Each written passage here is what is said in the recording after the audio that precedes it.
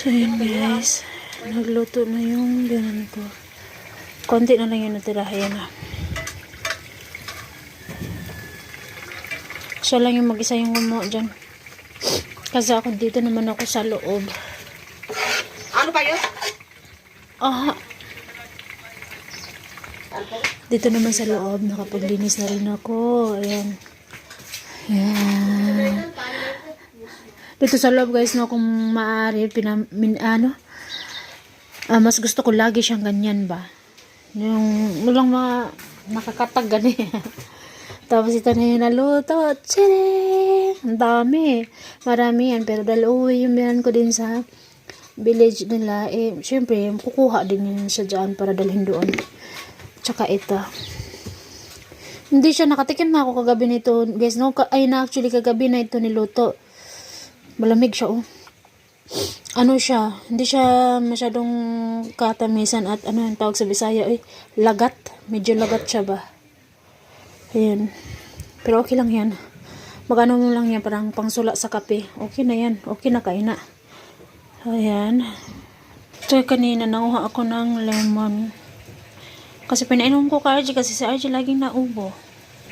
At ito naman, yung binan ko sa labas, ako naman dito sa loob, nagpapakulo na ako ng patatas kasi gagawa daw ng atsar. Ayan. So, tatakpan niya natin yun para syempre para mas mabilis.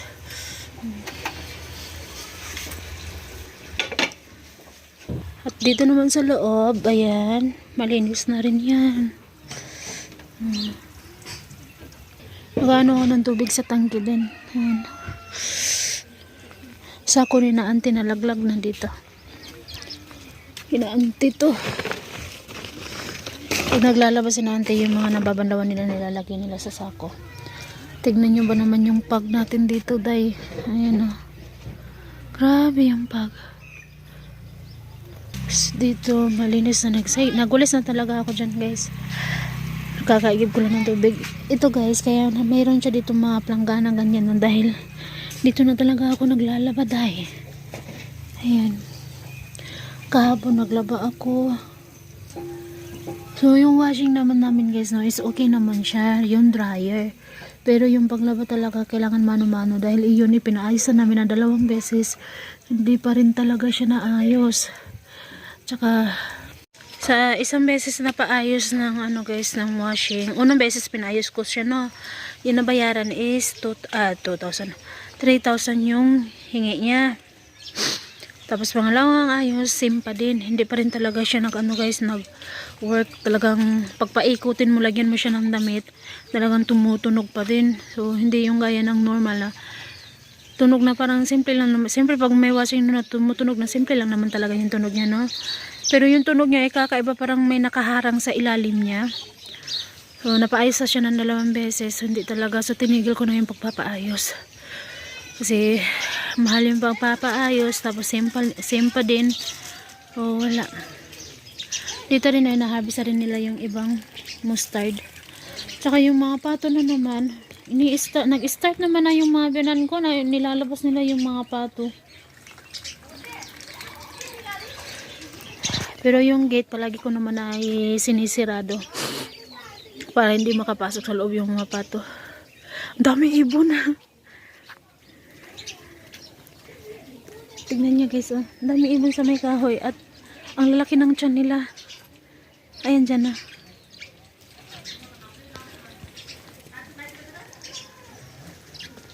Lilipad yan sila. Ang dami. Ang dami yan sobra. Tapos ang lalaki pa ng mga tiyan. Ang gate pala.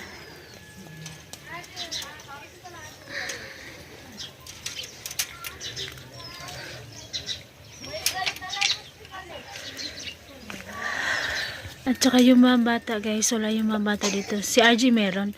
Si Aren at Ayman sinama ng papa nila. Nagpunta sila doon sa ano tawag dito parang perya ba. Maliit lang na perya. Kasi ngayon ito natawag na Magi dito sa Nepal. So, may counting parang tindahan naman. Parang tiyanggi ba na open ba. So dinala niya yung mga bata doon. So ako hindi ako pwede makasama kasi syempre nagluluto tayo. Oh, speaking of Arin and Ayman, nakauwi na sila yan guys. Oh. Kakarating lang nila. Ayun. Pagkatapos ko magluto nito magpakulo nito ng patatas is magluluto naman tayo ng tawag dito kanin. Siguro hindi na ako magluluto kasi magluluto din naman ng atsar. At meron naman na ito and then ito. So sa akin okay na to. At saka may ano naman, may bahaw naman kaming natira kagabi. So yun na lang yung iinitin ko para sa mga bata. So kaya may red na naman tayo dito sa noono dahil nagtika. Ayan. Pero hindi talaga ako na naglalagay dito. Oh, hindi na ako naglalagay. Ayan. Mamaya po ulit guys. So ayan guys, tignan nyo guys. Ito yung kanina naluto na kanina. Hindi ito naman yung panghuli na naluto ng binang kong babae. Tapos ito naman ay dala ng asawa ko. At ito galing sa perya baga. Hindi ako mahilig. Yung style nila dito sa mani guys, no? Sinasangag nila kasama yung mga baton to yun. Hindi ako mahilig sa ganito. Mas gusto ko yung hilaw. Ayun. Yung hilaw talaga yung bagong harvest ba. Kasi naalala ko sa bukid dati, sa bukid ng lolo ko. Yung doon kami, nakapunta kami kaya nakagala kami kina lolo. Ay, ano lang kami, pag gusto namin kumain ng mani, nanghihila lang kami doon ng puno ng mani. Tapos, eto. Sila naman dito, mahilig sa ganito. Yung mga sangag-sangag. Ayan, ito na siya guys. Atsar. Yung ginawa kong ano kanina, yung nilagay kong patatas. So, ito yung tinatawag na atsar. And then ito. Ano lang to siya, rice flour. Ito yung handa namin for today. So, ayan guys. Ano ito? Pato. Yung biyanan kong babae nagluto.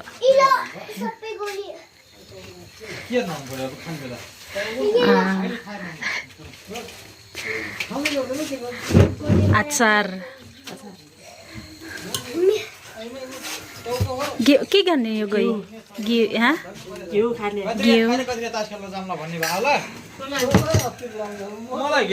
यहाँ naman ay rice dal के नाम हो मासुको दाल ayan yung mga bata Hajar wait lang kaya madilim dyan kasi pinatay ko na yung ilaw guys na kasi maaraw naman na sa labas. Tingnan nyo yung ano ni ama. Oh. Tingnan nyo. Curry duck. Tingnan nyo. Curry na pato. Spicy.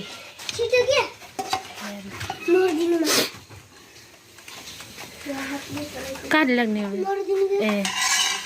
Ino kanan sa? Manzo? 한잔. पूजा सुजा के गरेर किन पूजा गरेर बाबा खानु हुने भन्न बन्द न बाबु मम्मी यस्तै बानी पनि एकातिर भयो मम्मी छिटो wait lang यस्तै पुग्ने हो एकातिर भाग लाग्यो त्यो बानी सेट्रो हकिन Kinausto at kinaante magbibigay daw. के थापाला फ्री जस्तै फ्री अहिले पन्नेले फेरि दाम बस्ला नन फेरि भर्दिनु न Dito kay papa, inas papa mo. देल है देल आफ्नो आफ्नो खेला मैले उहाँ भने हम सबै के कोले के लाग्ने कोले Ninyo ba?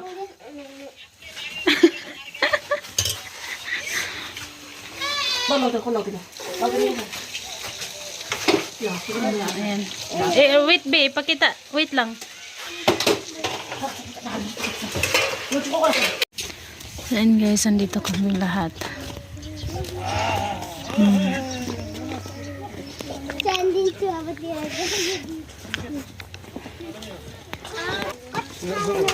Baba.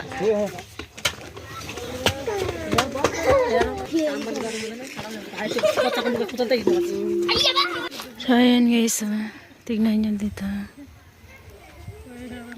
Ang tahimik lang, no? Although pwede ka naman dito, naalala niyo dito dati, dito ako naglalakad dati.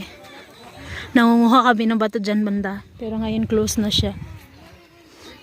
Although ayan, kasunod nito is bahay naman namin. Ayan na. Ganito lang yung view dito sa amin. Napakatahimik.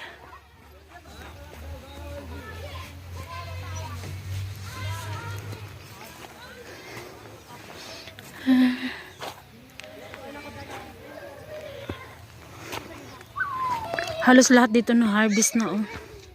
Yung ito na lang yung hindi. Ayan, at saka dito. Yung may-ari nito yung bahay na yan. Kinatsuli ba? So, ayan. Bahay ni na Augusto. Punta tayo sa likod sa baboyan ni na Uncle.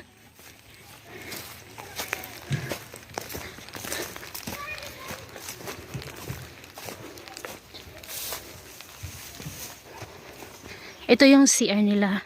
Uncle at ni Auntie, share din sila, guys. Dito na ako sa likod dadaan. Mom, laki-laki na rin pala yung baboy ni Auntie. Ayun, oh. First time ko makapunta dito, yung lapit na lapit talaga, guys. Dito na tayo sa likod daan. Naubos na rin yung sak nila. Ang gulay nila. Naubos na sapato. Sapato sa manok din nila mismo. Sayang. Kaja na yun. Kaja na yun.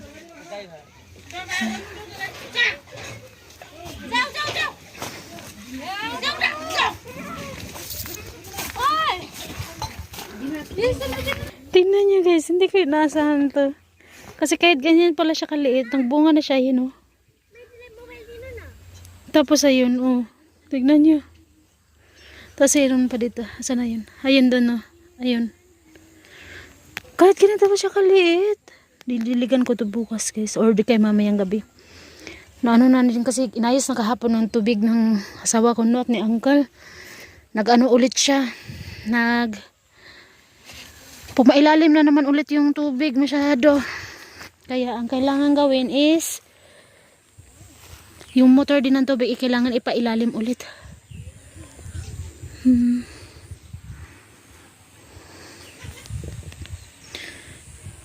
Napalibutan lang talaga tayo ng ganito.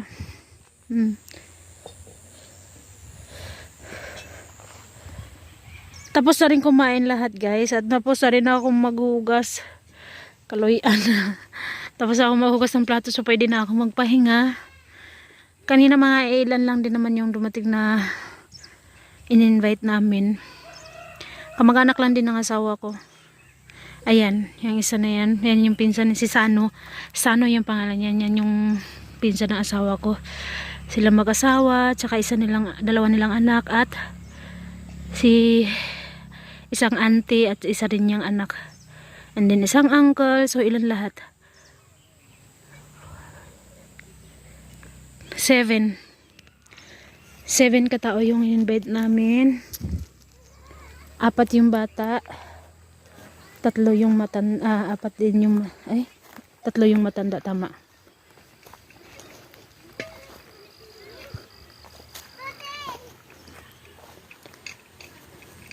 Hindi pala 3 yung bata, tapos 4 yung matatanda. So guys, hanggang dito sa atin ako sa plato. Hanggang dito na lang muna, guys. Bye bye po everyone. God bless us all. Thank you for watching. Bye bye po.